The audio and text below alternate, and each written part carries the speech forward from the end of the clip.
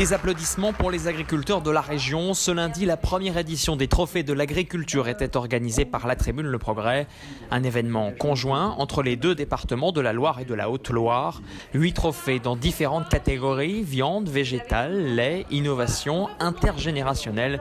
Une soirée pour mettre en avant l'agriculture locale. On collecte le lait dans la région du fin gras. On voit qu'il y a des expériences très intéressantes, très innovantes qui sont faites, y compris par des jeunes agricultrices. Et ça nous fait beaucoup plaisir parce qu'on voit que l'agriculture a encore de belles chances de réussite dans les deux départements. C'est un métier très difficile et quand on voit notamment le témoignage d'un jeune agriculteur à qui il manque les deux mains et qui arrive à réussir aussi bien à la tête d'une exploitation agricole, manifestement, ça réchauffe le cœur. Dans le jury des professionnels de l'agriculture du territoire, une occasion pour ces exploitants de témoigner de leur métier devant un public de plusieurs centaines de personnes. Le trophée de l'agriculture du terroir, c'est la mitonnière famille Jousserand. Et j'appelle sur scène Monsieur Pierre Jousserand. Nous rentrons dans le glacis à ton niveau avec plusieurs personnes. 10h30 ce matin au centre pénitentiaire de Saint-Quentin-Fallavier. Ce surveillant encadre un convoi un peu particulier. Dans cette camionnette, une douzaine de moutons qui vont prendre leur quartier aux abords de la prison. Ces moutons vont servir pour une mission d'éco-pâturage pour 1 an sur la prison de Saint-Quentin-Fallavier. Donc l'idée c'est déjà d'être plus écologique par rapport à la tonte mécanique qu'il y avait avant, et d'essayer d'enrichir le sol parce qu'on voit bien que la prairie ici elle est un peu fatiguée, elle a été malmenée pendant des années par des tontes excessives. Allez. Ces moutons de bruyère, race en voie de disparition, disposent de près de 4 hectares de pelouse tout autour de l'enceinte de la prison. Pas de contact direct donc avec les détenus, question de sécurité. Ce qui n'est pas le cas des surveillants en revanche, qui doivent s'habituer à la présence de ces nouveaux pensionnaires. Tous les jours donc on regarde s'il n'y a pas eu de dégradation voilà. Et donc il a fallu sensibiliser les surveillants sur le fait que les moutons n'étaient pas agressifs, qu'ils ne chargeaient pas et qu'on allait devoir se salir les chaussures avec les déjections. Voilà. Des déjections qui ont justement toute leur importance puisqu'elles vont servir d'engrais naturel, un gain économique et écologique pour la prison. Au niveau du couvert végétal, on est quand même assez monospécifique, il n'y a pas grand-chose. Et donc, du coup, cet apport-là de matière organique via les animaux va permettre à d'autres espèces, de nouvelles espèces, de coloniser le sol, que ce soit des espèces animales, donc comme les pollinisateurs, des choses comme ça. Donc il y a un fort intérêt écologique derrière aussi, derrière toutes ces pratiques-là. Installés il y a quelques semaines, ces moutons devront encore rester 1 an derrière les grilles de Saint-Quentin-Fallavier.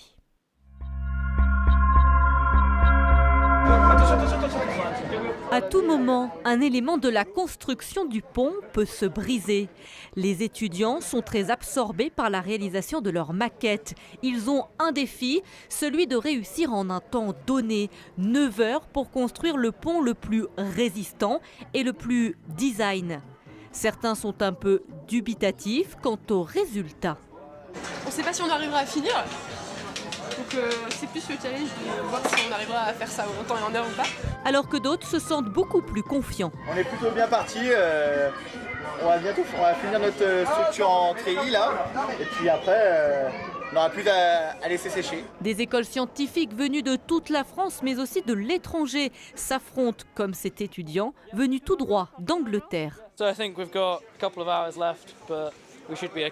La construction de cette maquette demande de nombreuses qualités, à commencer par la dextérité et de la patience surtout. Parce que c'est super compliqué, la colle des fois ça tient pas, etc.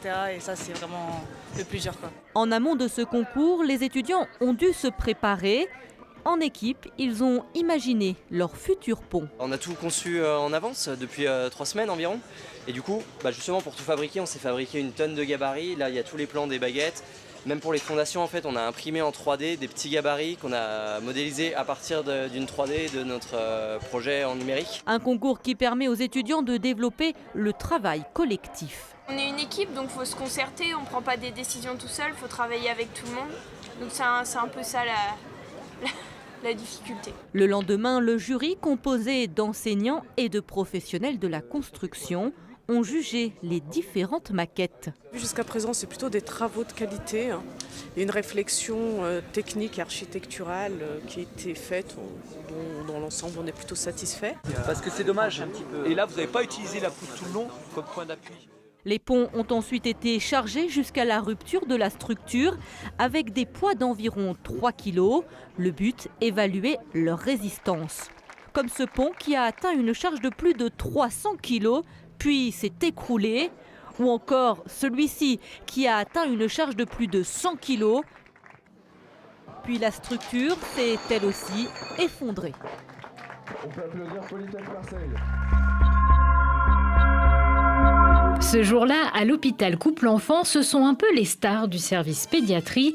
Mime, chant, animation colorée, tout est bon pour changer les idées des plus petits. Et si les enfants retrouvent le sourire dans les hôpitaux avec les clowns, c'est en partie grâce à cet homme, Michael Christensen, le fondateur de la première équipe de clowns hospitaliers à New York en 1986. Quand je pense à l'ampleur que ça a pris à travers le monde, je suis surpris, je suis en admiration. Je pense que le sentiment le plus important, c'est la reconnaissance. Je suis très reconnaissant. Je n'avais aucune idée de ce que cela allait donner. Et ça continue de grandir d'une façon que je n'aurais jamais imaginée. Un succès exporté aux 4 coins de la planète. Dans les couloirs du service pédiatrie, il y a autant de complicité avec les enfants qu'avec le personnel hospitalier. Et être clown, ça ne s'improvise pas, il y a des qualités essentielles. L'écoute du partenaire, l'écoute de l'enfant, l'écoute de tout ce qui se passe. Une grande empathie, mais aussi il faut une bonne distance et une bonne base technique et artistique de clown. Il faut avoir du bagage, c'est un métier. Des clowns qui ont un impact très positif sur les enfants, mais également sur le service hospitalier. L'ambiance du service est effectivement modifiée par ça. Il y a l'attente, il y a des enfants qui nous attendent, il y a des enfants qui nous préparent des blagues. Donc il se crée quelque chose dans l'atmosphère. Et puis après, il y a le passage des clowns. Où les portes s'ouvrent, les gens viennent regarder. S'ils sont en isolement dans leur fenêtre, ils ouvrent les rideaux, ils entrouvrent la porte pour que la musique puisse rentrer et se glisser. Ça, c'est des témoignages des soignants qui vont vraiment dans ce sens-là et qui nous disent que ça fait une vraie différence. Au total, l'association Soleil Rouge regroupe 11 clowns professionnels et plus de 40 bénévoles actifs. Si je veux faire des chips, c'est pareil, mais là on va passer toujours au même endroit. Là où c'est intéressant, c'est que si je veux faire des tranches plus grosses, puisque là c'est vraiment très fin, tout simplement j'enlève la lame et je la décale au deuxième cran. Donc forcément, comme il y aura plus de largeur entre les deux, là ce sera plutôt du gratin dauphinois. Ce sont les rois de la foire de Lyon. Les camelots ont installé leur stand dans les allées de Rexpo. Parmi eux, José qui vend des couteaux et qui se passionne pour la démonstration. Il faut aimer les gens, la relation avec les clients et puis s'amuser un petit peu avec eux. Il faut qu'ils rentrent un petit peu dans le jeu. Puis aussitôt qu'ils sont rentrés dans le jeu, c'est un plaisir de vendre en fait. Le fait de rester assis derrière, puis de laisser les clients acheter comme ça, juste en leur disant bonjour, c'est pas mon truc. Peut-être qu'un jour ce sera ça quand j'en aurai marre.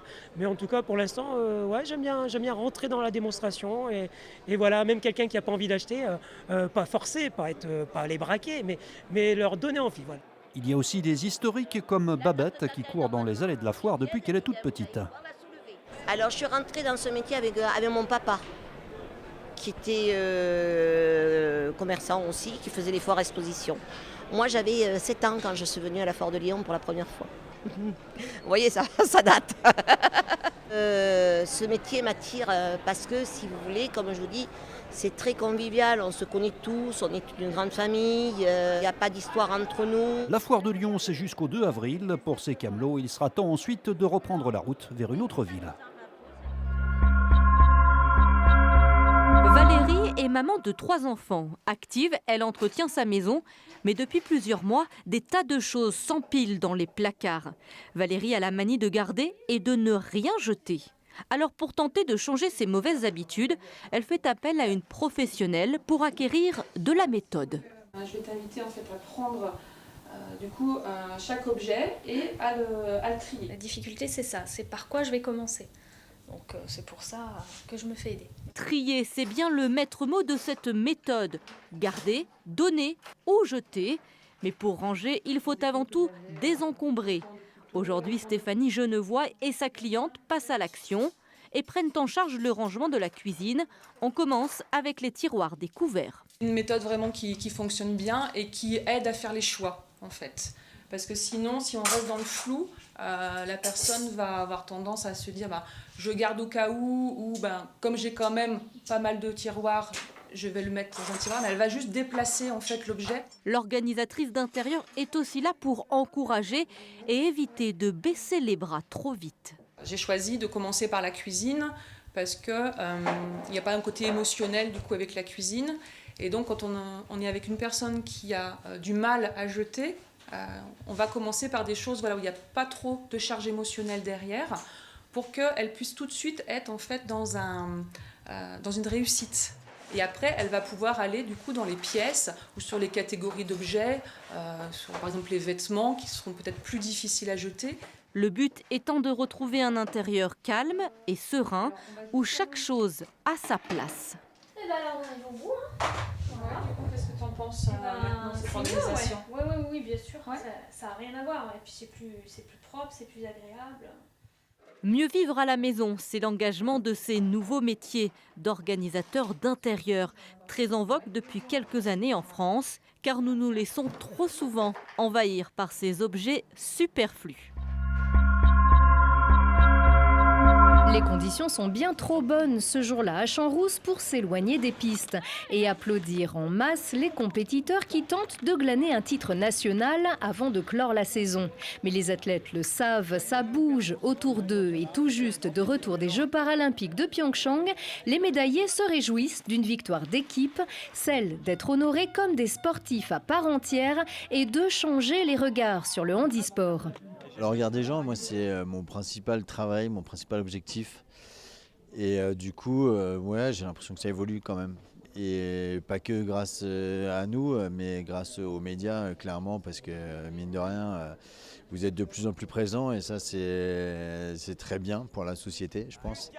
Plus de médias, plus de téléspectateurs qui découvrent aussi des athlètes qui se racontent, qui brisent leurs tabous et révèlent les valeurs qui guident leurs combats et leurs performances. Comme Simon Valverde, le fondeur isérois valide, en bronze avec le biathlète non-voyant Anthony Chalençon. J'avais un petit peu peur, on va dire, je connaissais pas, c'est un milieu qui me faisait plutôt peur, quoi. Et finalement, en commençant avec Anthony, en rentrant dans ce monde-là, c'est bête, mais tu te rends compte que c'est les mêmes personnes que nous et qu'elles ont juste des volontés plus grandes ou des forces bien plus prononcées. On montre aux personnes en situation de handicap qu'il y a des choses qui sont possibles. On montre aux personnes valides que les personnes en situation de handicap sont capables de faire de belles choses aussi. On est heureux que tout ce qu'on a vécu là-bas, toutes ces émotions, se soit transporté jusqu'en France et qu'on ait pu vous les partager. Pourvu que l'écho retentisse au-delà de la quinzaine paralympique, pourvu que l'exploit, l'audace et le sourire de Marie Baucher et de toute l'équipe de France éveillent les vocations en montrant une autre conception du handicap. Ok, il y a des médailles, il y a des podiums, il y a de la reconnaissance, il y a tout un tas de choses, mais c'est vraiment cette simplification du handicap qui ne doit pas être reconnue comme étant qu'un frein. C'est pas, oui, c'est une problématique, mais ce n'est pas un frein. Et on doit passer à travers ça, c'est de se dire on peut faire et on est capable de faire. Le temps et les bonnes volontés feront le reste pour intégrer durablement le handicap dans le paysage sportif et médiatique français.